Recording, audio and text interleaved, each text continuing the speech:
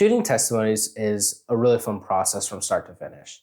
I've been doing it for a couple years now, and I love it. Getting to hear people's stories and like how their life has just been greatly impacted by just God and trusting in Him can be really, really inspiring.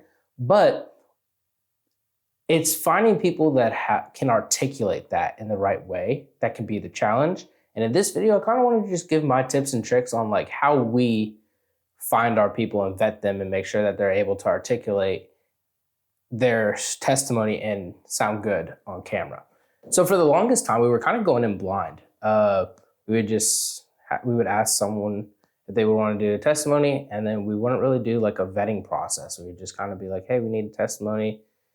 Someone might be like, oh, hey, I know someone. And then they would give us them, and then we would just kind of do it. And we were finding that, yeah, we were getting some really good testimonies, but then there was always some that were like, ooh, we can't use this. Like, this either goes against, maybe they're saying stuff that just doesn't go with what we believe, or they're not able to articulate. We've had a couple where like the people just get frozen up on camera.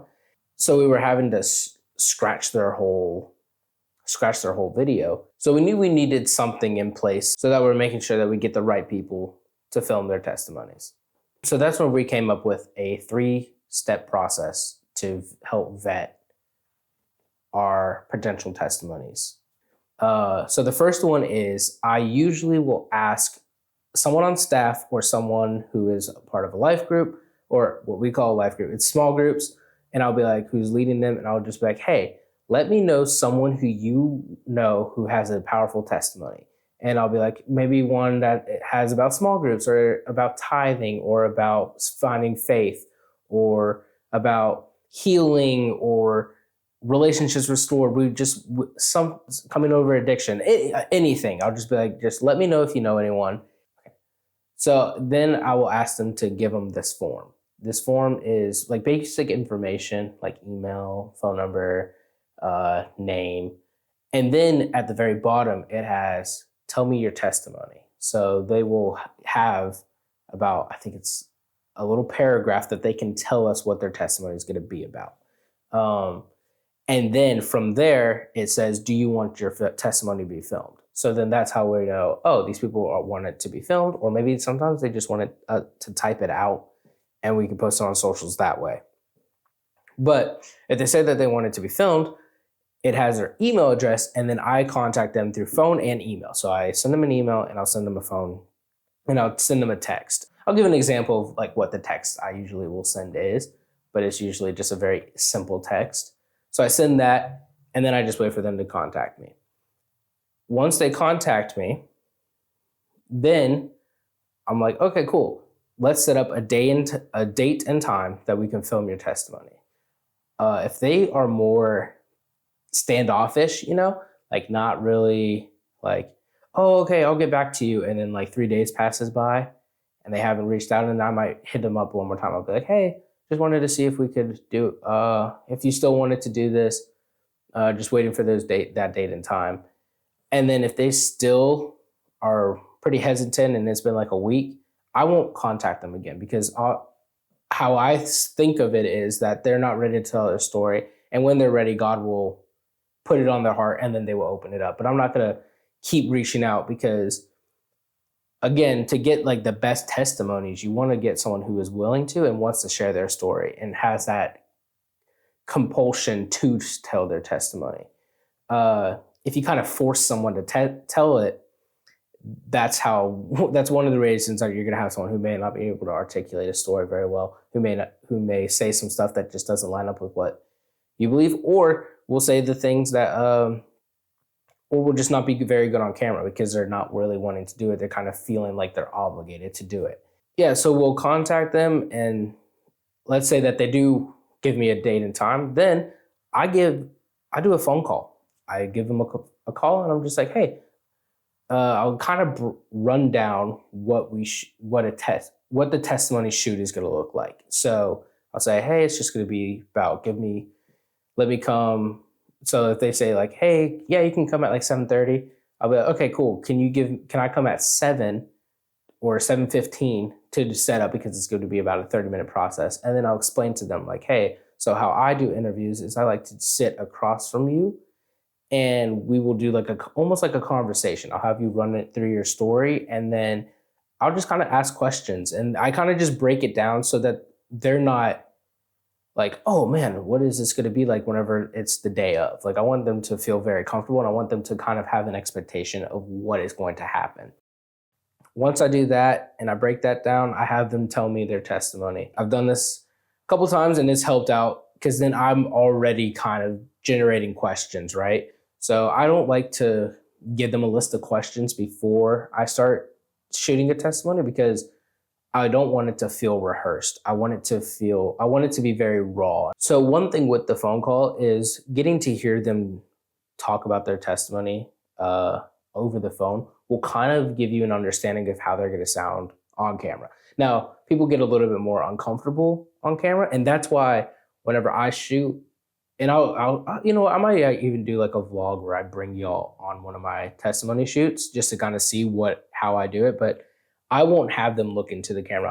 I'll have them look at me. So if the camera's here, I will be turned right here, and they'll be looking at me so then they kind of forget that the camera's there, because I want them to feel as comfortable as possible. And I know that talking directly into a camera can be very uncomfortable.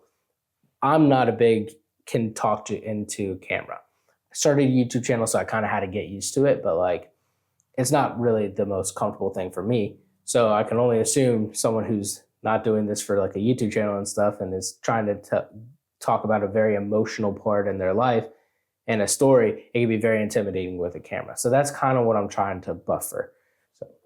So then once the phone call is done, and I forgot to say, whenever you do the phone call like a couple of days before. Don't do it like the day before. Do it a couple of days before, because then that can kind of get their head running too.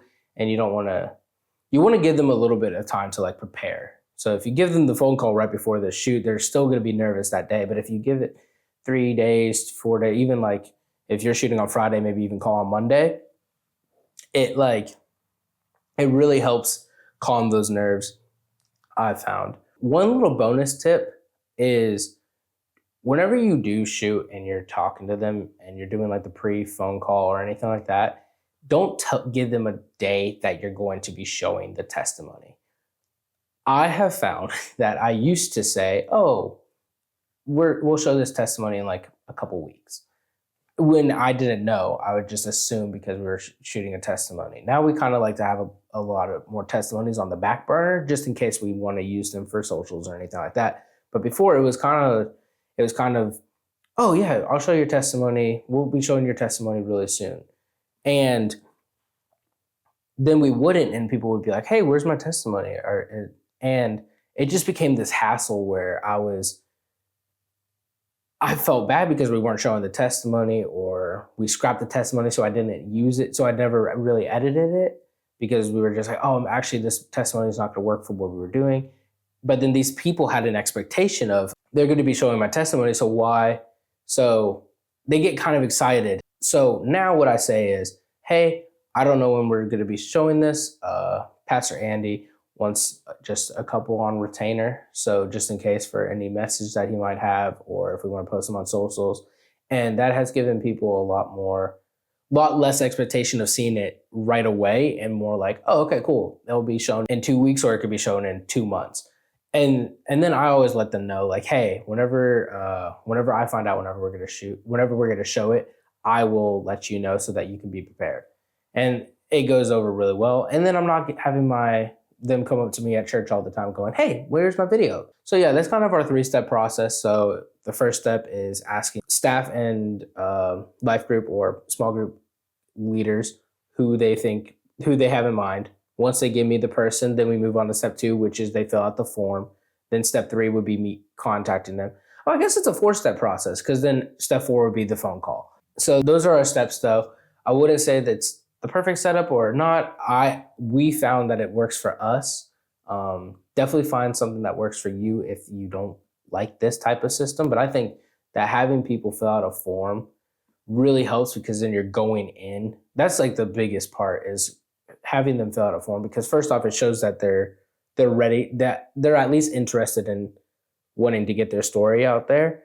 It gives you an expectation of what to expect for their story, and it gives you their name, and then it gives you the contact information to be able to contact them. But yeah, that's it for the video. Let me know in the comments down below if you have a system in place for finding testimonies. If you shoot testimonies at your church, let me know if there's any questions that you have about testimonies, because I want to film more testimony videos, because those are my favorite things to shoot. I just love I really do love hearing people's stories and just where people have come from and how God has got them out of stuff. So I'm really passionate about testimonies. So if you have any testimonies that that you do, or that you have any questions about, put it down below. And as I always say here, don't forget to learn, create, and inspire, and I'll see you in the next video.